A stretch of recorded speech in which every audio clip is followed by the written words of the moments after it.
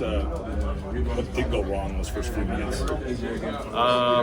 You'd have to ask. No, I'm kidding. But we just came out how we did when we play them at home, and luckily for us today, we stopped that before it got out of hand, and we just chipped away. And a lot of guys played with so much confidence and pride that they weren't going to let us lose. So just really proud of everybody. It seemed like you guys were in a hard trap that allowed them to really move it at Hilton. Was that a big difference today defensively? Yeah, we switched up a little bit, but we were just more aggressive, and I think with how it's harder to move on this court, it plays into our advantage too.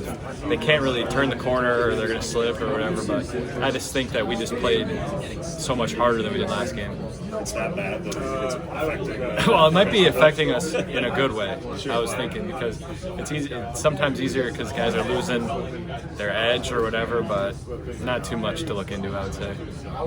You're one of 5 seniors on this group. How much do you feel like that experience is kind of a beneficial thing to have in March at this time of this year? Yeah, I don't know if it's as much experience. It's just pride of you don't want to go home.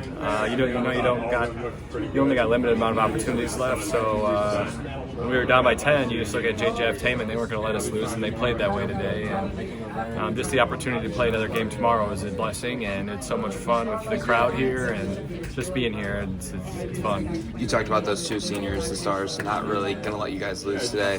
How did that kind of come through? Was it vocal things they said in the huddle, locker room, or even just their actions and play? For Taman, it's always his actions because he's kind of the head guy who's going to determine whether he's just going to make plays that really start things going for us in the right direction. There was just one thing we needed to happen for us to start moving forward, and him and JJF are just so good at doing that, and you've seen it time and time again. Like the Iowa game, Taman wasn't going to let us lose that game, and there's been plenty of games like that. And the games we lost, we just didn't bring in as much as we needed to, so that's on everybody. But today, it was one of the best games I've seen out of players that I played with.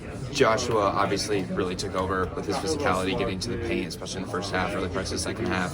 How much of that do you think is just kind of taking over a game when you guys needed the jolt to really swing in your favor? Yeah, and I think he also plays really well when he plays great defense, and then we get out in transition, and then he can just drive the middle lane, and he's going to get fouled or something. Something good's going to happen, and when things are going well, that's when he starts playing even better, and then the lead starts growing and growing and growing, and he's just such a good all-around player that he affects the game in every way, and today you saw that.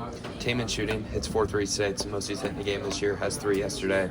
What's the value of that starting to fall for you guys? Yeah, as many people who shoot threes and make threes that space the floor, it creates opportunities for everybody else. It helps JJF get downhill, it helps more attention goes to him, and then Blake gets rolls, Plata gets rolls, so it's really good when he makes those.